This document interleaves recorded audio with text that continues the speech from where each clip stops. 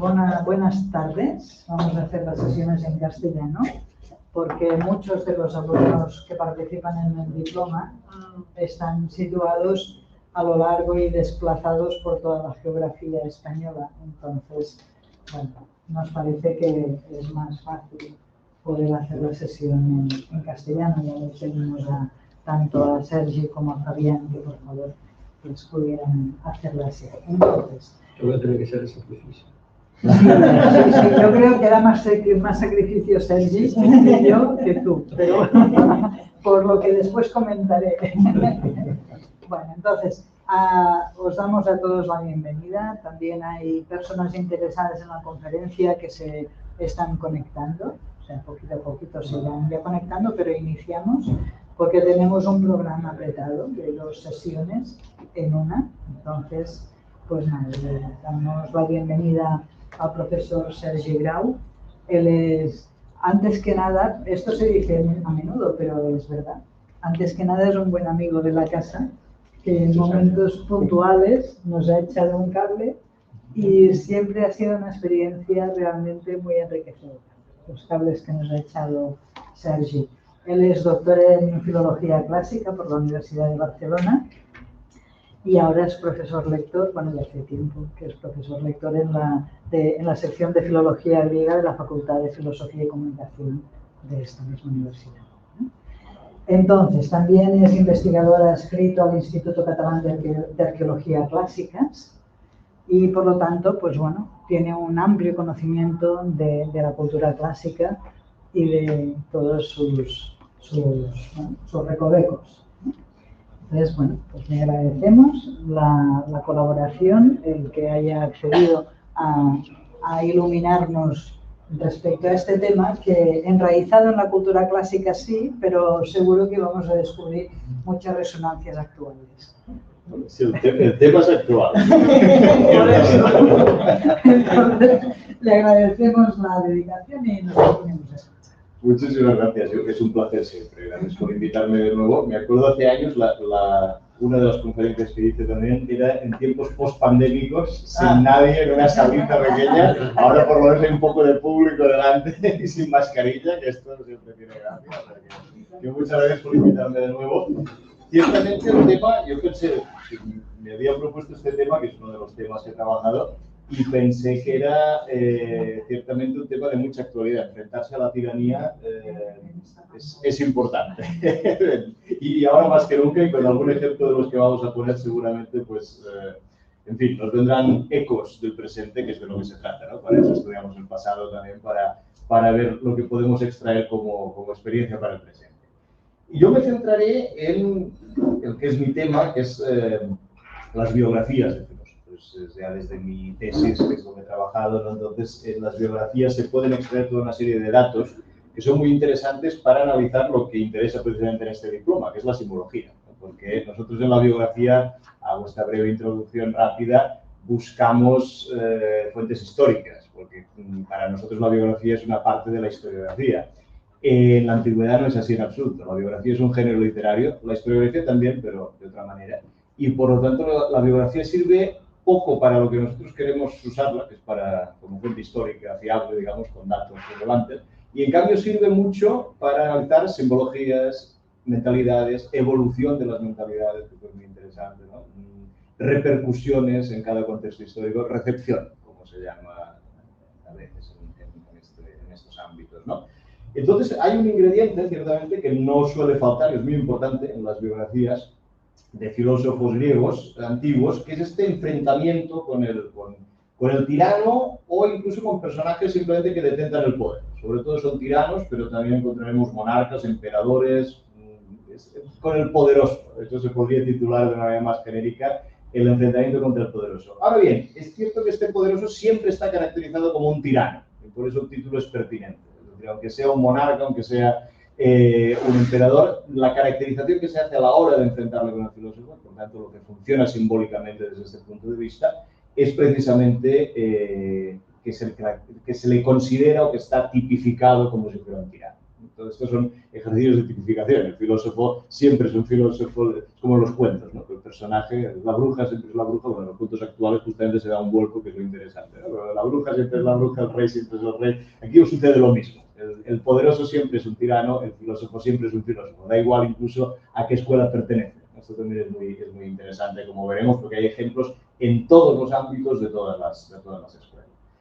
En realidad, evidentemente, y esta también es la gracia, si vamos a buscar referentes, los modelos son modelos míticos, aquí he puesto solamente algunos de los más conocidos, ¿no? El enfrentamiento de Creonte y Antígona responde exactamente a estas características, ¿no? Lo conocemos todos por la obra de Sófocles, pero es de esos mitos conocidos, ¿no? Creonte detenta el poder, Antígona se enfrenta al poder establecido y evidentemente acaba mal. Hay que decir tiene que lo frecuente o más habitual es que el filósofo o el héroe acabe mal, por supuesto. Enfrentarse con los poderosos siempre tiene este problema, ¿no? Edipo y Tiresias, lo mismo, ¿no? Edipo gobierna a Tebas, precisamente antes de Antígona, ¿no? Y Tiresias es este adivino, por lo tanto, pues es asimilable también a la figura del poeta, como luego veremos, a la figura del filósofo que se enfrenta, ¿no? Heracles y los Heraclidas, con el tirano Euristeo. Todo esto funciona como referente, ¿no? Y de hecho, en el folclore también tenemos este tipo de enfrentamientos. Aquí, por cierto, pongo un poco de bibliografía, como luego esto lo comparten, ¿no? Ahí lo tenéis, el libro de Catenacci es muy interesante desde este punto de vista porque correlaciona precisamente la figura del tirano y la del héroe, del mito, a nivel de caracterización. Y he puesto debajo un libro que seguro que es bien conocido en este diploma, que es el Motif Index, de Steve Thompson, que recoge los motivos, digamos, de los cuentos populares de medio mundo en una serie de categorías. Uno de los motivos es este enfrentamiento entre el rey y el sabio, precisamente, que sería el equivalente en el cuento popular, digamos, de estos enfrentamientos entre el filósofo y el rey, con los motivos aparte habituales, ¿no? Es decir, el rey le propone preguntas que el filósofo, el sabio, responde, ¿no? Son duelos dialécticos, podríamos decir, o un motivo muy célebre que aparece también en estas biografías de filósofos, el hombre pobre que en el fondo es más feliz que el rey, y ese es el enfrentamiento interesante, ¿no? Veis que es un tema muy de folclore, pero que reaparece sistemáticamente también en la biografía, en el mito, es decir, hay toda una conexión, un trasvase de motivos entre un género y otro, ¿no? Al final de lo que se trata es de poner en discusión, y en ese sentido el tema es muy actual, la dependencia del pensamiento del filósofo respecto del tirano, por supuesto. Es decir, ¿es realmente independiente el pensamiento? Esta pregunta la podríamos lanzar aquí y ahora, respecto del poder, ¿no? El poder quiere adueñarse del pensamiento, de la filosofía, de la ciencia. Como tenemos un ejemplo tan cerca en Estados Unidos, es tan fácil hacer este tipo de extrapolaciones a día de hoy que casi... En fin, no hace falta que las haga yo, ¿no? Pero está clarísimo que estamos jugando a esto, ¿no? Y esto viene de muy lejos, ¿no? Y estas tipologías, evidentemente, son muy antiguas, ¿no? Hablemos un segundo, eso sí que es importante, de lo que os comentaba antes, la figura del tirano, porque luego ya no me referiré a esto, pero creo que es importante dejarlo claro. Pondré algunas palabras en griego, es un problema que tengo. Soy profesor de griego, tiene esto. Me cuesta mucho escribir el griego en otro alfabeto que no sea griego, pero no os preocupéis que está todo traducido y todo es simple, ¿eh? Tiranos y tirannís, que es el sustantivo, ¿no? Tirano, tiranía, que es de donde viene, es una palabra que no es griega. Entonces, ahora sería muy bonito que se hiciera la etimología, pero no os la puedo hacer porque probablemente proviene de Asia. Lo cual tiene mucha gracia, porque fijaos que es el referente también de los monarcas orientales, ¿no? Autocráticos, también lo tenían los griegos. Es decir, que esta cuestión de que los reyes asiáticos son caprichosos, son bueno, monarcas absolutos, ¿no? Y son lo opuesto a la democracia, que es la esencia de Grecia. Esto es tan así que la palabra misma para definir al tiranos no es griega, es extranjera. Algunos dicen del frigio, esto es complicado ver de qué idioma viene, pero desde luego parece que viene de Asia. Y la primera vez que aparece es en el siglo VII a.C., en un poeta lírico que es Arquílogo, y es la primera aparición en la literatura griega, lo cual no quiere decir que no existiera antes, simplemente que la conservamos en este momento, porque me parece razonable que fuera en el siglo VII a.C. cuando pasó al griego. Y el significado es básicamente señor absoluto, ¿eh? Es muy equivalente a monarcos, que esto sí que es griego y esto sí que la conocemos todos, ¿no?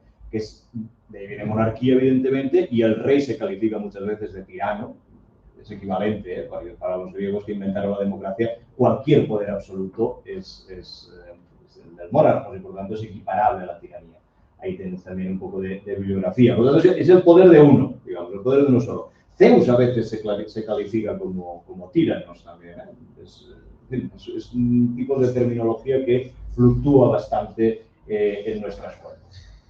Bien, vamos allá, pues. Vamos a los filósofos, después de este preámbulo. Tenemos dos categorías básicas, como es fácil de pensar, ¿no? Como es razonable. O los filósofos que se enfrentan decididamente a tiranos y poderosos, o filósofos que van a su corte y que les sigue la corriente, digamos, y que los adulan incluso, ¿no? Son estas dos clasificaciones básicas que parecen pues, muy razonables si uno se para a pensar, ¿no? Empiezo por los que se enfrentan a la tiranía y luego veremos a los aduladores y veremos el trato también que reciben unos y otros. La cosa empieza ya con los 7 sabios. Muy lejos, antes de los filósofos, incluso tenemos los sabios, que dice que es el motivo folclórico del sabio y del rey que comentaba antes, ¿no? El más importante es Solón de Atenas, que se enfrenta al tirano Pisístrato. De hecho, Solón es el símbolo básico de la democracia ateniense, ¿no? Porque es el que dota de leyes a Atenas, ¿no? Todo esto, los enfrentamientos salen de su propia poesía, no hay que decirlo, pero es verdad que se nos explican cosas muy interesantes, ¿no? Por ejemplo, que denuncia enseguida a Pisístrato ante la Asamblea Democrática porque ya ve sus pretensiones tiránicas, es de estos que avisan al pueblo antes de que llegue el tirano. Siempre hay en todos los sitios, lástima que el tirano suele llegar igualmente, y efectivamente es lo que pasa también con Pisístrato. Y en el momento en que entra, le pone las armas y se exilia, ni más ni menos. Es decir, prefiere vivir exiliado, que esto en el mundo antiguo era muy grave, porque no perteneces a nada, se te exilia, antes que vivir bajo el régimen tiránico. Por lo tanto, es un acto heroico de defensa de la democracia que lo encontramos bastante en estas figuras. Se exilia y va a parar ni más ni menos que a la corte del rey Creso, que esto lo explica Heródoto, pero yo os he puesto el pasaje de Diógenes Laercio, que es más breve, porque el de Heródoto es muy largo, y para no entretenernos, ¿no? También os lo puedo resumir. Y en la corte del rey Creso, Solón y Creso intercambian toda una serie de preguntas y respuestas rápidas del estilo que os comentaba, ¿no? Típico del enfrentamiento del sabio con el filósofo. Dice, pero ¿quién te parece dichoso? En griego dice olbios, aquí no os he puesto el griego, que es un adjetivo muy interesante. Significa feliz, pero significa también, o a la vez, que tiene una gran riqueza material. Entonces, Creso, cuando le pregunta quién es el más feliz, evidentemente está jugando con las dos acepciones. Tales se queda solo con una y le responde varias cosas. Dice Telo de Atenas o Cleobis y Bitón. Y, claro, Diógenes Laercio dice lo que sale en Heródoto, lo tenéis ahí citado. Las historias son interesantes. Telo de Atenas es un ciudadano ateniense. Només una cosa, Sí. disculpa. Hauríem de moure la taula una mica més enllà. Perquè et vegin. Ja hemos semblat. Ara sí. Ahora se mourà divinamente bien. Perfecto, sí. Me ha parecido que estaba en un rinconcillo, pero digo, bueno, como lo importante es el texto, yo tampoco Sí, no quería salir en la tele, tampoco no pasa nada, pero bueno, así me veis, exacto. Muy bien. Pues, no, gracias a tú. Creso le dice, ¿quién es el más feliz? Es un diálogo muy famoso, pero utiliza esta palabra olbios. Se podría reproducir hoy en día. ¿Quién es el más feliz? Hombre, el que más dinero tiene, ¿no? Esta es la discusión. Claro, Creso antes le ha enseñado toda su riqueza, su palacio, todo, ¿no? Entonces, después de esto le pregunta, ¿quién es el más feliz? Y ahí está lo insobornable del sabio, ¿no? Dice, en primera instancia, Telo de Atenas. Telo de Atenas es un ciudadano, le explico, el otro se queda un poco así, ¿y este quién es? No lo conozco de nada. No, es que es un ciudadano ateniense, prácticamente anónimo, que después de una vida muy feliz murió con su familia, estupendamente, rodeado de sus hijos, de sus nietos, fue un ciudadano ejemplar. Otro se queda diciendo, vaya, no me lo esperaba. Bueno, y el segundo, este sí que voy a ser yo. Cleobis y Bitón, me cachis la madre. ¿Quiénes son Cleobis y Bitón? Pues son dos muchachos también desconocidos de Atenas que un día que su madre tenía que ir a Eleusis, al templo, no llegaban los bueyes para ponerlos en el carro y al final se pusieron ellos dos hombretones, la llevaron con el carro hasta Eleusis, que es un buen trecho, y llegaron al templo y su madre rogó a Hera por ellos y le pidió a Hera que le concediera para sus hijos lo mejor posible. Y los hijos murieron a la vez. Bueno, pues lo mejor posible. Efectivamente. Si la mentalidad griega es muy distinta de la nuestra. Estas cosas, claro, mueren en plenitud, de juventud, después de un acto heroico. Entonces, claro, Creso se queda efectivamente igual que nosotros. Vaya, no, yo no me esperaba que la respuesta fuera esta. Y continúa, ¿no? Dice, ¿has visto un espectáculo más bello? Mientras se sentaba él engalanado en el trono, y dice, sí, los faisanes y los pavos. Ellos se engalanan con los... Ya veis de qué va Solón y de qué va Creso, ¿no? Es decir, siempre estamos en este juego. Esto es un modelo básico de enfrentamiento con el poderoso, ¿no? El filósofo, el sabio, aquí se mantiene libre, idéntico en sus convicciones, sea cual sea su interlocutor. Esto es tan interesante que hay, entre el grupo de los 7 sabios, hay tiranos. Pítaco de Mitilene es un tirano y forma parte de los 7 sabios. Pero claro, es tirano y sabio a la vez, entonces se le caracteriza como demócrata, que esto es muy interesante. Un tirano caracterizado como demócrata, ¿eh? Es cierto que en Grecia podía suceder, que un tirano accediera al poder para reformar la democracia y luego devolviera la democracia al pueblo. Esto Pítaco dicen que lo hizo precisamente y sabemos de algunos tiranos que lo hacían, no es exactamente el mismo concepto que tenemos nosotros. Ahora raramente el tirano que asume el poder siempre para reformar las cosas, ¿no? Porque todo va mal, normalmente no lo devuelve. Ese es un problema que tenemos. En Grecia parece que hay algún caso aislado, tampoco pensemos que era frecuente, en que esto sí que sucedía, ¿no? O mi preferido, Periandro, que es un tirano que forma parte también de los 7 sabios, pero Platón dice que no, claro, porque Platón conocía esta historia, que esta sí que os la pongo un poquito más larga y para que veáis cómo las... Al cabo de un tiempo, en un ataque de cólera, mató a su mujer, Periandro, que estaba encinta. Quizás os tendría que haber avisado que no merendaréis antes de la referencia, perdonad. Arrojándole un escabel o a patadas, habiendo prestado fe a las calumnias de unas concubinas a las que luego hizo quemar vivas. Bueno, sí, un poco para que... Es un ejemplillo para que veáis un tirano que es, como tipificación. No os preguntéis si Periandro hizo esto o no, podéis dormir tranquilos. Es una tipificación. Igual que los héroes de la tragedia hacen cosas tremendas, como matar a su padre y casarse con su madre y todo lo que queráis, el tirano está caracterizado también como un ser excesivo, ¿no? Y así es como aparece en este tipo de tipologías, ¿no? Y, bueno, a su hijo, Licofrón, que lloraba a su madre, lo desterró a Corcira, ¿no? O sea, vamos, a lo bestia, reídos vosotros de cualquier... Y dice Aristipo, además, que habiéndose enamorado de su madre, bueno, un tirano, pues como Edipo, a qué menos, ¿no? Cratea se le unió a escondidas y él disfrutó, ya está. Y es un ser excesivo, o sea, aquí está el currículum entero de cualquier héroe griego extremo, de cualquier tirano. A un tirano se le presupone que es un ser abominable y extremo. Entonces se le caracteriza de esta manera, por contraste con el sabio, ¿no? En fin, la cosa continúa. Ya veis que aparte despoja a las mujeres de sus adornos, en fin, comete todos los sacrilegios posibles, humanos y divinos, pero se le atribuye esta máxima tan interesante, estas máximas típicas de los 7 sabios. Bella es la tranquilidad, peligrosa la precipitación. Esto se le atribuye a Periandro. ¿Y tú qué has hecho en tu vida? Pero la mejor, la democracia es mejor que la tiranía. ¿Sí? ¿Por qué? Porque es un sabio, es tirano y sabio a la vez. Entonces se le aglutinan las dos tipologías. A nosotros nos puede resultar sorprendente. Bueno, y en los antiguos también les resulta sorprendente, pero en todo caso lo hacían. Es lo que ocurre en el mito, es el mismo sistema. Por eso decía que la biografía funciona, y a ver si con este ejemplo yo creo que queda muy claro, al mismo nivel que el funcionamiento mítico habitual, el funcionamiento del cuento popular. Vamos a los filósofos. Sócrates, evidentemente, se muestra altivo frente al rey Arquelao de Macedonia, con escopas, con Euríloco de Larisa, no acepta los regalos, le dicen que vaya a visitarlos y jamás va a la corte del tirano. Entonces ya rehúye incluso el enfrentamiento, se mantiene firme de ninguna de las maneras, a pesar de que querían, evidentemente, pues, darle riquezas. El caso de Platón es mucho más interesante. Platón sí que va a la corte de Dionisio el Viejo primero y luego de Dionisio el Joven, que son los dos célebres tiranos de Siracusa. Y tenemos las dos versiones. Está la versión que tenéis aquí, la favorable, digamos, ¿no? Que es la versión en la cual Platón va a Sicilia, a la corte del tirano, pero evidentemente jamás se deja doblegar por el tirano, sino que se enfrenta, ¿no? Esa es la versión positiva, ¿no? Desembarcó a Sicilia, la primera para ver la isla y los volcanes, o sea, se fue de turista a Sicilia, Platón.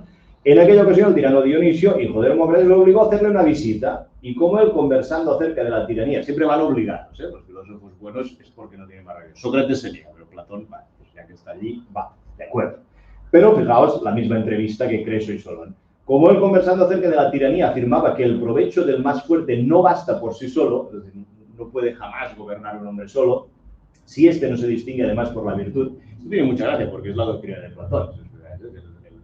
El rey de la república es un rey tiránico, evidentemente, ¿sí? Pero se distingue, ¿eh? No, pero cuidado, tiene que ser el mejor por virtud, ¿eh? Si no, no funciona, digamos, el sistema, ¿no? En la biografía esto se lee de esta otra manera, ¿no? Dionisio se ofendió, evidentemente, y le dijo enfurecido: tus razones suenan a chochet, a lo que Platón respondió, y las tuyas a tiranía. Bueno, ahí sí que esto es directo, ¿no? Entonces el tirano lo exilia, lo quiere matar, pero al final lo venden como esclavo. Y luego lo rescatan. Es toda una historia divertidísima de la biografía de Platón que seguramente nadie os había contado hasta ahora, porque estas cosas solo las cuento yo, que me dedico a las biografías del filósofo. Normalmente los filósofos explican filosofía, que está muy bien, cada cual lo suyo, ¿no? En todo caso es menos divertida que esto, ¿no? La segunda fue ver a Dionisio el joven, su hijo, a pedirle tierras y hombres que fueran a vivir de acuerdo con su constitución. Ay, perdón, que ahí hay una errata. Lo promete pero no lo lleva a cabo. Es decir, la política de Platón, la república de Platón, él quiso aplicarla en Sicilia. Esto es muy divertido, ¿no? Pero al final no pudo ser, ¿no? La típica historia. Y la tercera fue para reconciliar a Dion, un amigo suyo, con Dionisio, y al no lograrlo, no consiguió nada. Entonces siguió escribiendo de política, pero ya jamás se dedicó a la política. Esto era una crítica que le hacían a Platón. Mucho escribir de política, pero no has hecho nunca política, ¿no? Entonces aquí un poco se intenta resarcir esta idea. No es que lo intentó, pero no le salió bien en Sicilia. La biografía juega un poco con esta cuestión. Claro, es muy interesante las motivaciones de los viajes, ¿eh? Porque todas intentan, hay una versión negativa, como os decía, que es que Platón era un adulador descaradísimo de tiranos. Y hay una tradición que dice que la academia era una fábrica de tiranos. Por lo tanto, esta tradición intenta desmentir la versión negativa contra Platón, ¿no?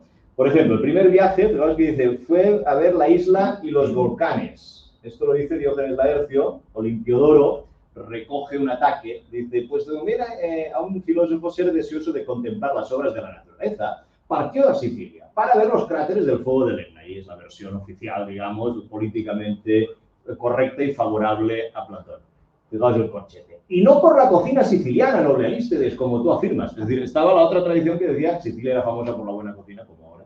Y Platón fue ahí porque se comía muy bien. ¿Veis que siempre hay el doble fuego, ¿no? En Siracusa fue al palacio, entonces, fijaos que aquí es muy divertido. Dionisio le pregunta, ¿quién crees que es el más feliz de los hombres? Igualito que Creso, ¿ves? Aquí está claramente jugando con la tipología, ¿no? Y creyendo que el filósofo se referiría a él adulándolo, lo mismo que Solón. Y él responde Sócrates. Claro, la respuesta es distinta de Solón porque aquí está Sócrates en medio, por lo tanto Platón lo tiene clarísimo, ¿no? Nuevamente, ¿cuál crees que es la tarea de un hombre dedicado a la política? Hacer mejores a los ciudadanos. Entonces, ¿qué te parece poca cosa impartir justicia rectamente? Claro, porque Dionisio tenía fama. Y él, sin doblegarse, dice, no solo poca cosa, sino la menor parte. Los que imparten justicia rectamente se parecen a los reparadores que arreglan la ropa cuando se ha roto. O sea, no hay manera, ¿eh? Y de ser tirano, ¿no te parece vil? Ya va directo al grano. Bueno, a ver, lo que quiero yo es que me adules de una puñetera vez. No, de todos lo más cobarde.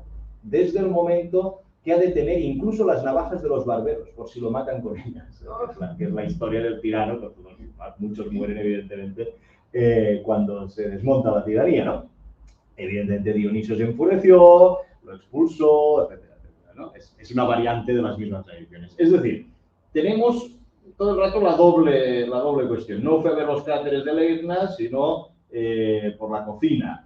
Se le acusa de nunca poner en práctica los postulados. Bueno, es que lo intentó, ¿no? Siempre está. O lo de Dion que salía antes, de hecho le acusaban de que Dionisio había atacado a Dion y Platón no lo había defendido, ¿no? Entonces, la versión positiva, digamos, juega contra esto. Lo que tenemos muy claro es que el tópico, este del enfrentamiento del filósofo y el tirano, abarca prácticamente a todos los filósofos de la tradición. Y sobre todo, no os he puesto la palabra griega, pero es muy importante, lo que caracteriza al filósofo en este enfrentamiento con el tirano siempre es una palabra muy importante que es la parresía.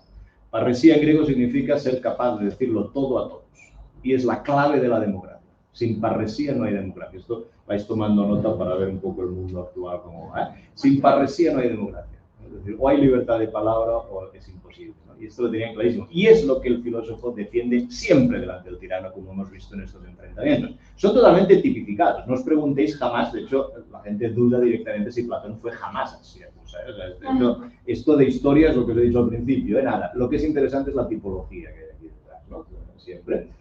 Pues vamos a Heráclito, ya que estamos, ¿no? En una pseudoepístola de Heráclito, en primera persona, dice: cuantos por ventura están vivos sobre la tierra andan lejos de la verdad y la justicia. Esto es muy de Heráclito. Entregados a la insaciabilidad y el afán de honores debido a su ruin necedad. Pero yo, que tengo memoria de toda maldad y rehuyo el fasto, aquí sí resume un poco los motivos de los filósofos, los sabios, a la hora de no visitar a los tiranos y no doblegarse.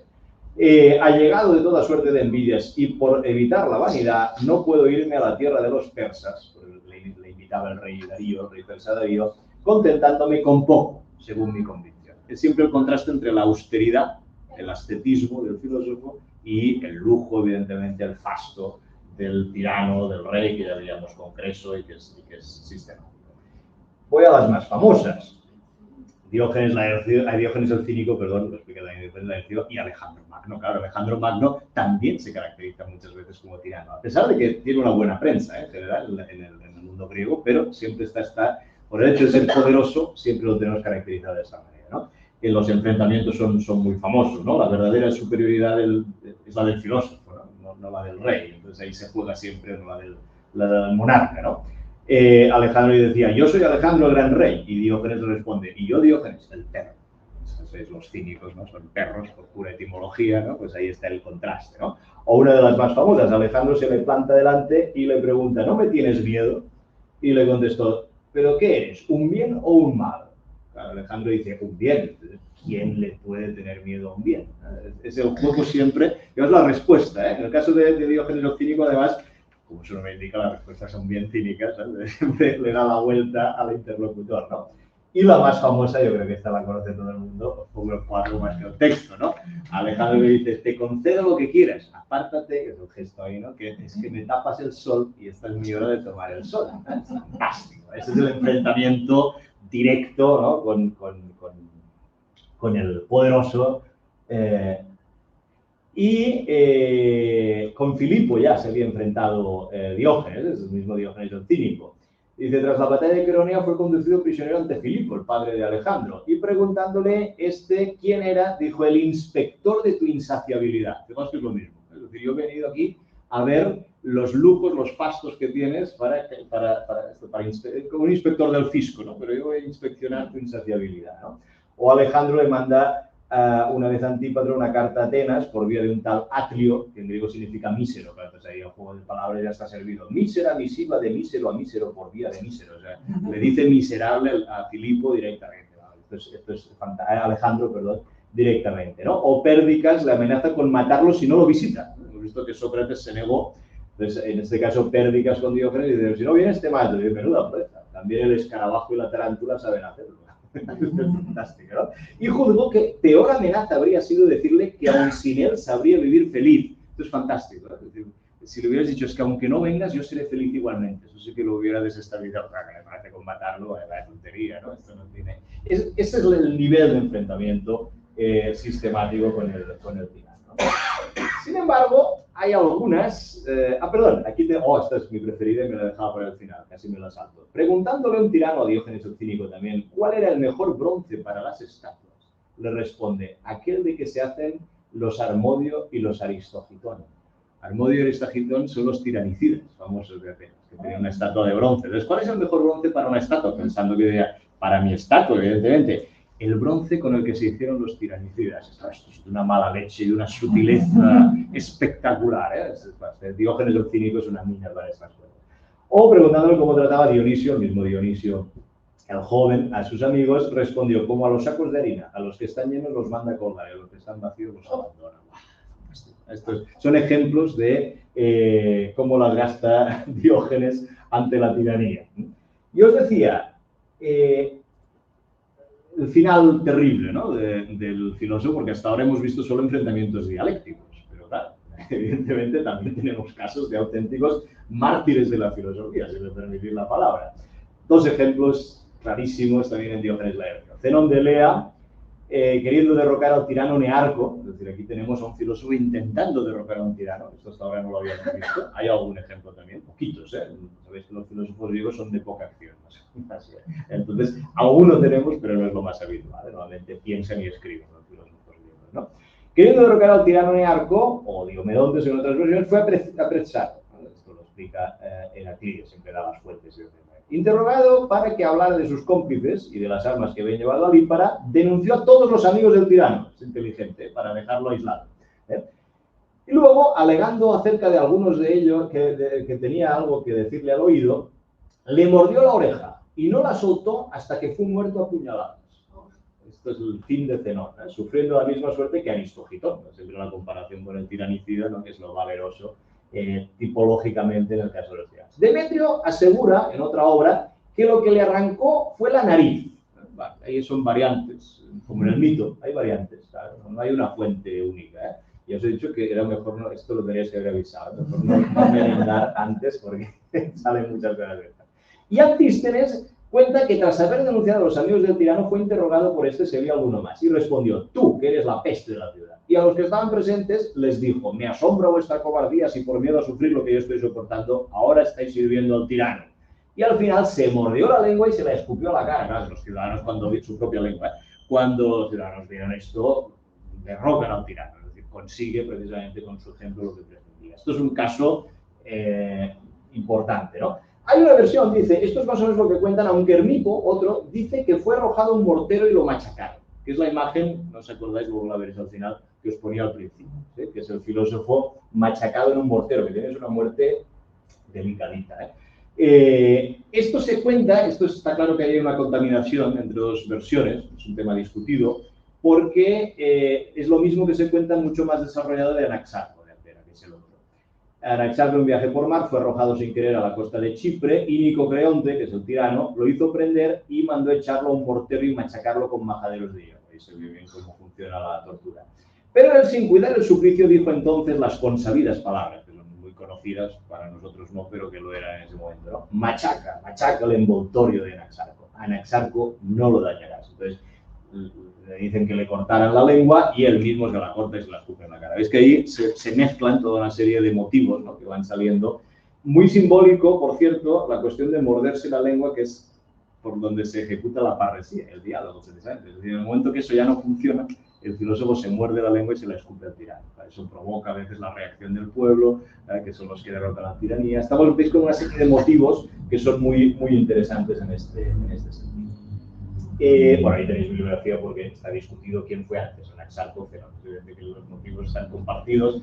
Es muy difícil saberlo. Se suele decir que al final es Anaxarco porque en Zenón ya veis que hay un montón de versiones, pero seguramente se le ha añadido porque encaja bien. Bueno, pues Zenón también, ¿no? Se mordió la lengua también y la escupió en la cara al tirano.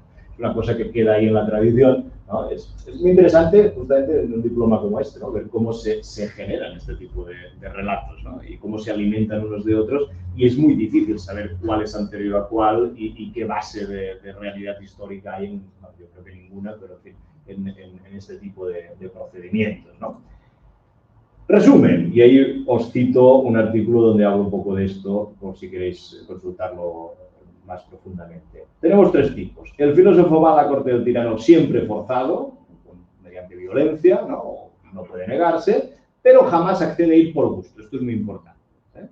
El tirano pretende obligar al filósofo a reconocer su superioridad personal y evidentemente la de la tiranía, normalmente con un diálogo, y el filósofo no se doblega, está la parresía.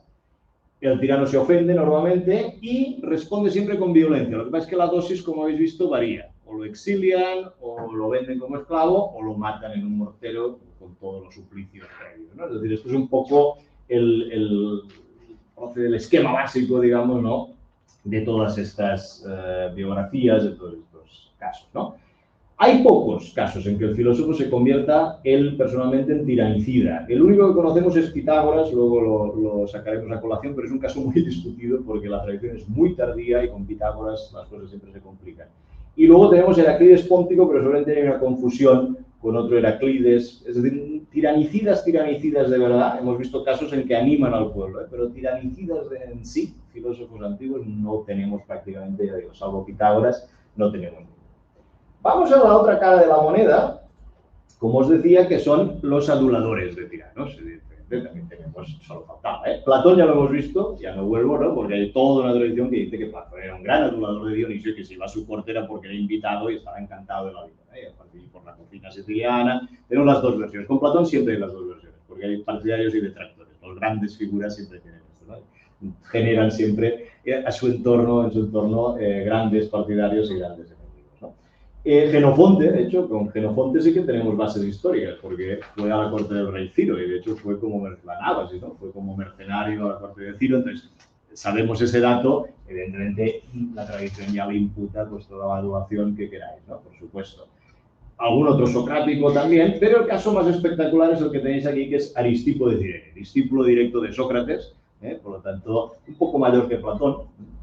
Y que en muchas tradiciones aparece como el verdadero receptor de la filosofía de Sócrates. Tiene mucha gracia, ¿no? De hecho, todos pensamos en Platón, pero resulta que está también Aristipo.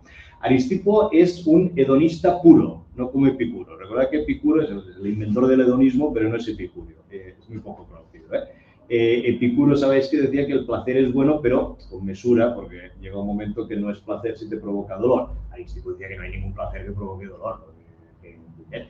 Venga, ¿no? Es el hedonismo, así tal, claro, con un personaje así os podéis imaginar que, en fin, la tradición biográfica lo hace adulador de tiranos y encantado de la vida con todos los lujos y todos los placeres. Ya, para ver en todas las anécdotas que queráis.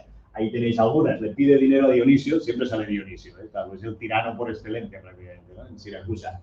Y este le dijo, pero tú no decías que al sabio nunca le faltan recursos. Y él respondió, dámelo y luego examinamos la cuestión.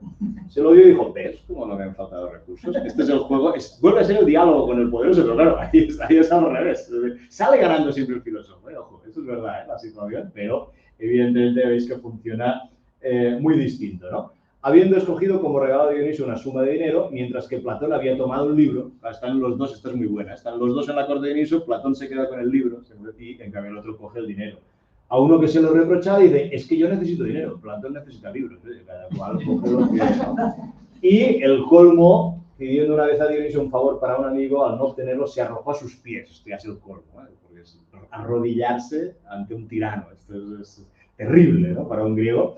Y, claro, a uno que se reía, ¿no? Esto ¿qué hace? Dice, yo no soy el culpable, sino Dionisio, que tiene el oído en los pies. ¿No? Entonces, yo voy lo que me interesa es la efectividad, ¿no? No tengo ningún escrúpulo. Para esto es lo que se llama ser parásito de tiranos, y evidentemente pues es razonable que al bueno de Aristipo se le atribuyan estas cosas, ¿no? Hemos hablado de Epicuro. Epicuro también es bastante razonable, ¿no? Tal como la gastaba la doctrina, que la tradición biográfica pues le atribuye también. Pero en este caso, claro, aduló vilmente a Mitres, es el ministro de Lisímaco, ¿no? que es el rey de la Tracia, llamándolo nuestro salvador y mi señor en sus cartas. Claro, ahí no hay anécdotas propiamente, simplemente pues, es razonable que Epicuro fuera adulador de tiranos como lo es Aristipo, y se hace una lectura malévola de sus propias obras en este sentido, ¿no? Como le dice Salvador, esto son frases hechas. Hay que darle más importancia, ¿no? Es lo típico, todavía en el Renacimiento del Barroco, ¿no? Al rey nuestro señor, una cosa que todo el mundo escribía sin necesidad de ser absolutamente monárquico ni favorable, pero claro, toma en mala parte, ¿no? Y se ataca de esta manera a Epicuro, ¿no? De hecho, dedicar libros a un poderoso ya está mal visto, ¿no? Hay muchos autores también que por el hecho de dedicar libros a Alejandro, etcétera, pues ya entran directamente en este saco, ¿no? Luego hay algún caso divertido. Antígono, el rey Antígono, le envía a Dion de Borístenes, que es un filósofo también de tradición cínica, aunque es de origen socrático, le envía un par de esclavos cuando estaba muy postrado por la enfermedad, y el biógrafo afirma que al final de su vida Bion siguió a Antígono en Litera. Entonces, a partir de ahí, ya, imaginaos, es mucha mala leche, solamente por esto aceptó un regalo, entonces ya está mal connotado, ¿no? Esto, la biografía lo tiene clarísimo, ¿no? El filósofo no puede someterse ante el tirano y si se somete, pues mal asunto. Y hay una variante que es especialmente interesante, que es el filósofo, en esta categoría de los aduladores, ¿no? De los que siguen el régimen tiránico, el filósofo como preceptor de los poderosos o de sus hijos. Esto también es una variante, es decir, no solo va a la corte del tirano, sino que además le educa a los hijos, ¿no? Claro, ahí está también el sabio preceptor del héroe, que esto es muy interesante. forma parte también de la tradición mítica, pensad en Quirón, Aquiles, ¿no? Este tipo de relaciones. Incluso de los cuentos, ¿no? A veces con poderes mágicos implicados, ¿no? En este tipo de relaciones. Aquí lo tenemos también, evidentemente a partir de un dato que es histórico, según parece, que es Aristóteles, preceptor de Alejandro Magno, por supuesto, y amigo de Filipo, porque su padre médico ya frecuentaba la cuenca. A partir de ahí la tradición biográfica, bueno, aplaude con las orejas. Ahora os voy a presentar un Aristóteles distinto al que conocíais hasta ahora, igual que he hecho con Platón. Cuidado que esto es tradición biográfica, no sacáis aquí diciendo, me han contado unas cosas sobre Platón y Aristóteles que no me habían dicho nunca. Ya, es que es otro género este que estamos trabajando aquí, más divertido, eso sí. Claro, es divertida la relación porque Aristóteles le pide a Alejandro que restablezca esta gira a la patria, porque había sido arrasada, se lo concede, y le dice además que establezca en las leyes. Claro, esto tiene mucha gracia para un filósofo, ¿no? O Alejandro se dice que financió las investigaciones biológicas de Aristóteles, es decir, es lo que nosotros diríamos un mecenazgo, ¿no? Pero esto está muy mal visto en la tradición, claro, porque es evidentemente servilismo, ¿no?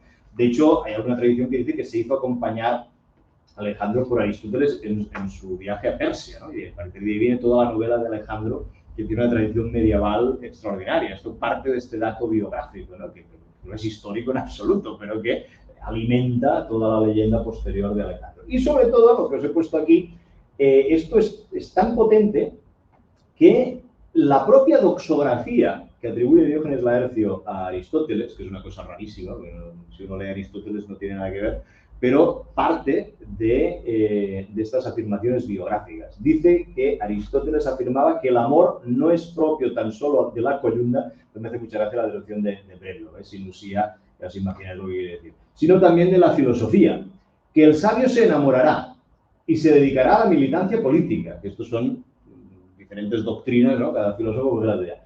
Y por cierto, se casará y vivirá en las cortes de los reyes, sin ningún problema. Esto dicen que era la doctrina de Aristóteles. Esto buscáis en Aristóteles y no lo vais a encontrar en ningún sitio. Pero como se le atribuye esto a la tradición biográfica, esto es tan potente que pasa incluso al resumen doxográfico que hace Diógenes Laercio. Es una cosa extraordinaria. Y a partir de ahí, la cosa se expande y se nos habla de las relaciones de Aristóteles no solo con la monarquía macedonia, sino con Hermias, el tirano de Atarneo, con el cual, según algunas versiones, mantenía relaciones sexuales directamente, en otros casos se casó con su hija o con su nieta, o fue amante de las concubinas. Está ahí en la corte de Hermias, de la manera más degradante que se les ocurra, ¿no? Porque al final ya habéis visto con Periandro, que aquí es la carnaza, ¿no? Esto es por las fake news nuestras, es exactamente lo mismo, ¿eh? Te vas añadiendo cosas y no pasa nada, ¿no? Y hay una tradición que dice que Aristóteles le compuso a Hermias un himno como si fuera un dios, que esto es una tradición absurda completamente, pero a partir de ahí se le condena a Aristóteles a morir bebiendo cicuta, suena, ¿no? Como Sócrates, y entonces esto, bueno, las tradiciones biográficas son espectaculares porque se retroalimentan unas a otras y al final se parece más a un cuento popular que a otra cosa. Y sobre todo tenemos Teócrito de Quíos que le compone este epigrama, que nunca lo diríais, que es en honor de Aristóteles. Dice, en honor de Hermias el eunuco, y por parte de Hermias, los tiranos como eunucos también es toda una tradición. Y Hermias efectivamente se caracteriza como eunuco. Y alguno se preguntará, ¿no has hablado de la hija de Hermias? Sí, es lo que no os preocupéis, ¿eh? Son versiones que conviven todas y no hay ningún problema. En honor de Hermias el eunuco y esclavo además de Omulo, porque aparte servía a otro tirano, bueno, esto es el colmo, o sea, ¿se puede insultar más a alguien? No, y en este verso lo tenéis todo ya medido. Esta tumba hueca, claro, esto es un epigrama a una tumba, ¿no? Se supone, esta tumba, no es pura literatura, ¿eh? Esta tumba hueca le erigió el cabeza hueca de Aristóteles. Hay un juego de palabras. ¿Alguien ha oído jamás llamar a Aristóteles cabeza hueca? Lo que os estoy presentando aquí es inédito, completamente, para que veáis que la biografía va por unos derroteros completamente distintos a la historia. Él que por la naturaleza indomable de su vientre, prefirió habitar, el vientre es el bajo vientre, prefirió habitar, en vez de la academia, la embocadura de un estercolero, que es la corte de Hermias y por antonomasia también la corte de Macedonia. Es decir, ¿por qué Aristóteles dejó a Platón plantado y fundó el Liceo? Pues ahí lo tenéis, por la naturaleza indomable de su vientre. Y listo, se fue a adular a los tiranos. O sea, ya veis que el funcionamiento de la biografía es extraordinario, ¿no? También os diré que hay algunas tradiciones que intentan lavar la buena reputación de Aristóteles y dicen que mató a Alejandro Magno. Esto os lo prometo, ya sé que estoy contradiciendo toda la historia, pero hay tradiciones biográficas que afirman que Aristóteles en realidad fue tiranicida. Ya veis el crédito que hay que darle a estas versiones, bueno, ni a unas ni a otras, efectivamente, pero es para que veáis cómo se juegan las tradiciones con pura imagen. Es pura tipificación, pura simbología, que creo que es lo que interesa en este máster. Os decía, esto ocurre también con algunos poetas, no tanto, es más frecuente, y tenéis también un artículo interesante, es más frecuente en las biografías de filósofos, pero tenemos algunos poetas, pero claro, hay poetas cortesanos directamente. Hay poetas que, como Píndaro, el más famoso, ¿no?, que dedica odas a Hierón de Siracusa y a Terón de Agrigento, que son tiranos. Entonces, que me pagan, claro, entonces a partir de ahí es muy fácil, ¿no?, que la biografía, pero no es tan rica, os he puesto los nombres y no es que no haya mucho, es que no hay mucho más, es decir, sabemos estas relaciones, pero desde luego la crítica afecta más a los filósofos que a los poetas, digamos, ¿no? Y acabo este repasito con las evoluciones de esto en la antigüedad tardía, porque esto es muy interesante. Es decir, tenemos todo esto, es un acervo biográfico, un acervo de motivos, digamos, casi folclóricos, ¿no? Y esto aterriza en la tardoantigüedad. Por ejemplo, Filóstrato, en la vida de Polonio de Tiana, este filósofo, hombre divino, famoso, ¿no?, un caso único también muy espectacular en la tardoantigüedad, nos dice precisamente esto: sé bien, en boca de Apolonio, sé bien que las tiranías son la mejor piedra de toque para los hombres que se dedican a la filosofía. Es decir, esto ya es un tópico tan integrado que un filósofo tiene que enfrentarse a un tirano, si no, no funciona como filósofo. Y efectivamente Apolonio de Tiana se enfrenta ni más ni menos que con Domiciano, ¿no? Tienen un diálogo largo, no os lo he reproducido aquí, que sigue el tópico, ¿no?, de preguntas, etc. Domiciano lo castiga con pena de prisión y Apolonio sale milagrosamente, pero Apolonio hace todos los milagros que queráis, levita, sale de la prisión, habla con los animales, lo que queráis, resucita a una chica, de todo, y más. Entonces se escapa tranquilamente de la prisión Apolonio, ¿no? Entonces es una variante tardoantigua, esto con los filósofos antiguos no pasa, pero en tardoantigüedad ya tenemos este plus también, ¿no?, que es la cuestión de los milagros, ¿no? Y en la misma vida de Apolonio nos dice, y es que a la filosofía les ha adecuado, creo, o bien morir por liberar la ciudad y por defender a los padres, hijos, hermanos y el resto de la familia, o combatiendo por los amigos, que para los hombres sabios son más estimables que el parentesco o por los jefes de alguna manera. Es decir, que es un poco la definición del sabio. Y os decía, Pitágoras, en esta tradición, y solo en esta tradición, se nos dice que se enfrentó al tirano Polícrates, que es quien lo exilió, y fue por ese motivo que se marchó y en Sicilia fundó las comunidades pitagóricas, que son comunidades políticas. Es decir, hay un juego político, este juego político es muy complicado porque se gesta en la tradición tardoantigua, donde, como hemos dicho, un filósofo que se precie tiene que enfrentarse a un tirano. Entonces ahí tenemos toda una tipificación que nos hacen dudar bastante de este tipo de cuestiones. Y lo que os decía también, esto es muy interesante, fijaos cómo define Jámblico, ahí el tópico ya está muy bien instituido, estamos en el siglo del tercero y el cuarto: de la intemperancia nacen los matrimonios ilegítimos, la corrupción, la embriaguez, los placeres contra natura y algunos deseos apasionados que llevan a abismos y precipicios. Pues estos deseos han forzado a algunos a no abstenerse de la unión con madres o hijas, contraviniendo las regulaciones ciudadanas y las leyes como un tirano. Ya está tipificado lo de Periandro, es decir, un tirano tiene que hacer esto, porque la tradición ya lo ha connotado de esta manera, que es la misma tradición que tenemos con los héroes. Bueno, me salto el enfrentamiento con Fálaris, que es largo, pero es interesante también porque es Pitágoras de nuevo, resulta que acaba matando a Fálaris. ¿Por qué Pitágoras tenía que enfrentarse a Fálaris? Porque Fálaris es el gran tirano, hemos visto a Dionisio, y el otro gran tirano conocido es Fálaris. Fálaris es el del toro de Fálaris, que es un toro de bronce que metías dentro de una persona, el toro se calentaba con el sol y la persona no podéis imaginar lo bien que se lo pasaba dentro del toro.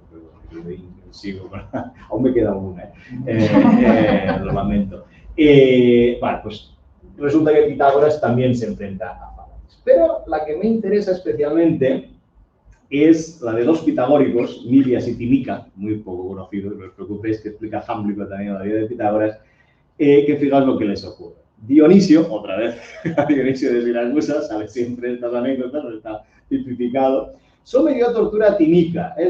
Los capturan a los pitagóricos porque estaban a punto de atravesar un campo de habas.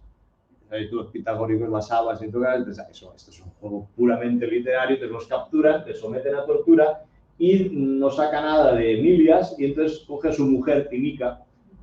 Pues pensaba que siendo mujer y estando embarazada, pues iba a estar embarazada, privada del marido, se lo contaría más fácilmente que él por miedo al suplicio. Pero la valiente se cortó la lengua de un mordisco y la escupió al tirano. ¿Os suena de algo?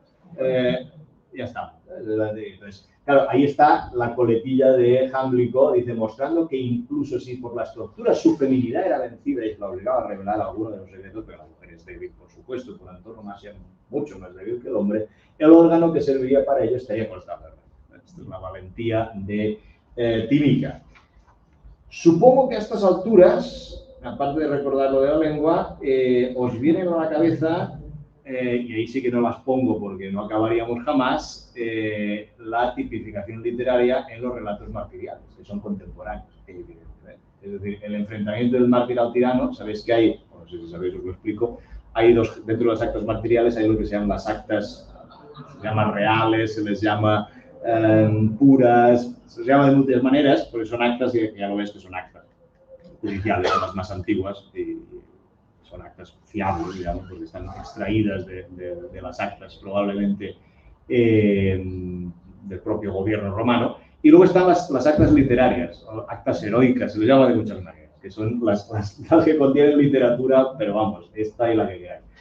Fijaos que es exactamente este procedimiento, es decir, es el enfrentamiento del mártir o de la mártir, sobre todo de la mártir, hay un juego muy interesante contra el tirano, que acaba evidentemente en una tortura, y en el mártir que no se doblega como no se doblegaban los filósofos. Ahí hay un juego literario, hay un trasvase, digamos, de motivos que son muy interesantes. Motivos incluso, fijaos, con apoteosis celeste. ¿Os acordáis de Anaxarco, que nos ha salido antes, que es el primero de los mártires filosóficos paganos, ¿no? Y dice, muele, ónico Creonte, aún más, que es tan solo una envoltura, es el motivo que sabía antes. Muele, Anaxarco ya mucho ha, que está junto a Zeus. Perséfone pronto vendrá con peines de hierro a cargarte a ti, diciendo, mala de ti, vil y ruin modelo. Es decir, ha subido al cielo, hay una apoteosis directamente. Y lo mismo en Zenón. Quisiste, Zenón, y fue noble el intento, al señor y tirano dándole muerte, librar de servidumbre a Elea, mas sucumbiste, al prenderte el tirano, moler el mortero te hizo. ¿Qué digo yo? Solo a tu cuerpo, no a ti. Este juego es un juego muy, muy peculiar que se da en muy pocas biografías de filósofos. Es un juego la apoteosis celeste. Claro, pensad que esto es siglo III. Ahí hay un juego clarísimo con toda la tradición martirial. Pero el juego que más me gusta es este. Porque cuando se acaban las persecuciones martiriales, sabéis que pasamos al ascetismo, al monaquismo, al eremitismo, pues veréis cómo se juega con el mismo motivo, pero en este caso en la vida de San Pablo eremita lo prenden y la tortura cambia un poquito. En la flor de la juventud se mandó llevarlo a unos amenísimos jardincitos. Esto ya como tortura ya suena extraño. Allí entre cándidos lirios y rosas rojas, serpenteando cerca un arroyo con suave murmullo de sus aguas, un locus amoemus en toda regla, y meneando las hojas de los árboles el viento con blando silbido, se le tiende boca arriba sobre un lecho relleno de plumas. Ostras, qué tortura más extraña, ¿no? Y para que no pudiera saltar de allí, se le deja enredado en suaves ligaduras de guirnalda. No puedes, ¿eh? A donde después de haberse retirado todos, habiendo venido una hermosa meretriz, comenzó a estrecharle el cuello con voluptuosos abrazos. Y lo que también es un pecado decirlo, a palparle con las manos las partes viriles, para que el cuerpo incitado a la lascivia tenderse encima a la desvergonzada vencedora. El soldado cristiano no sabía qué hacer ni a dónde volverse. Al que no habían vencido los tormentos, lo comenzaba a superar la voluptuosidad. Claro, estamos en otra época. Ya es un martirio transformado, ¿eh? Es divertidísimo este texto. Pero al fin, por inspiración celestial, tachán, tachán, le escupió a la cara de la que lo besaba su propia lengua arrancada de un mordisco. Toma, lo de siempre. Es decir, estamos en el mismo esquema narrativo, pero fijaos el cambio total, ¿no? Es que así es como funciona esto. Digamos, tenemos motivos, tenemos subrelami-temas, se le puede llamar en biografemas, ¿no? Se le puede llamar de muchas maneras. Esto te lo vas encontrando sistemáticamente en los textos, ojo, con sentidos nuevos, que esa es la gracia, ¿no? Es decir, reencontrar estos motivos con otros significados, bueno, nos ayuda a entender cómo funciona precisamente la cuestión de los relatos. Y una cuestión muy significativa, En el momento en que los cristianos cogen esta tradición para los relatos martiriales y para este tipo de relatos ascéticos, el neoplatonismo los descarta, porque pasan a ser cristianos. Los hombres divinos nunca pueden identificarse con los mártires cristianos. Este es un proceso muy divertido. Desaparece. El martirio cristiano desaparece el martirio filosófico desaparece de la escena pagana porque ha quedado restringido a la escena cristiana.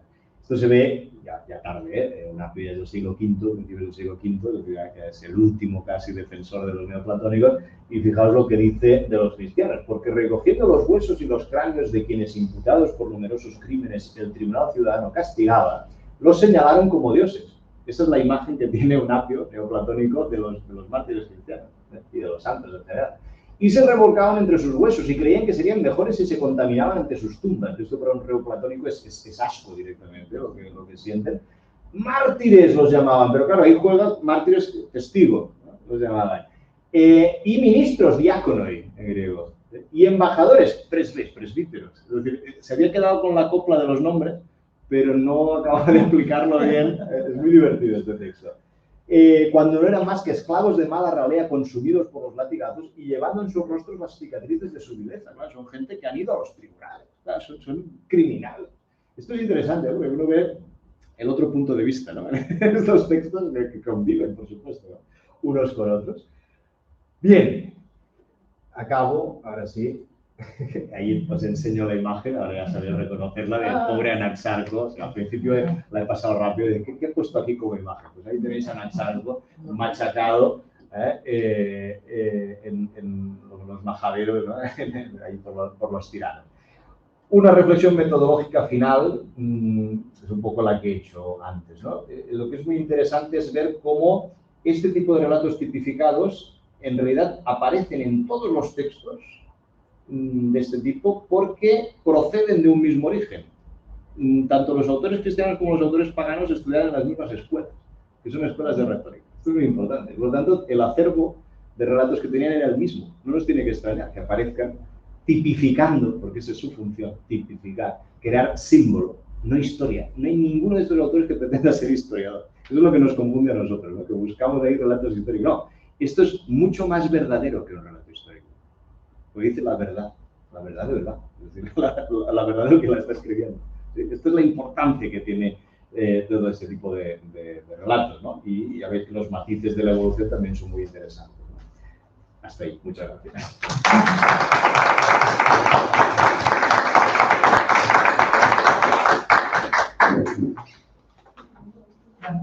Muchas gracias. Yo creo que, además de interesante, ha sido muy divertido. Bueno, eso procuro. Los temas me dejan hacer, con otros temas es más difícil. No sé si queréis expresar alguna reacción o así, aunque estamos ya casi en la hora, pero compartir alguna reflexión puntual a partir de lo que Sergi nos ha podido compartir. No hace falta que sea una escena como lo de la lengua. A mí lo de la lengua me ha recordado al Imperio Bizantino, que cada vez que hay una disputa cortaban la lengua al hijo, a quien fuera. Sí, sí. De hecho es un castigo típico, ¿eh? Y viene también del mito. Fijaos que el mito de Procne y Filomela también la violan, entonces para evitar que diga le cortaban. Es decir, es un motivo que viene de lejos, como todos estos, son motivos del mito en última instancia. Lo que pasa es que te los encuentras en otros contextos y con otras finalidades. De todos modos, el cortar la lengua es muy interesante. Hay un pequeño matiz. Una cosa es que te corten la lengua, que como tortura es típico, y otra cosa es cortarte la tuya y escupírsela al tirano. Eso es muy interesante, porque es un motivo per se, ¿no? Es decir, cuando ya se me acaban las palabras, ¿no? Que es la dialéctica habitual en otros textos que hemos visto, que es lo normal, digamos, del tirano, no me queda más, corto la lengua, que significa se acabó la parasía porque no me dejas ejercerla y te la escupo a la cara. Esto simbólicamente es espectacular, ¿eh? Es una cosa muy, muy, muy interesante. Es muy interesante ver estos motivos que se van repitiendo, pero a mí me gusta ver detrás de los motivos míticos también el arquetipo, ¿no?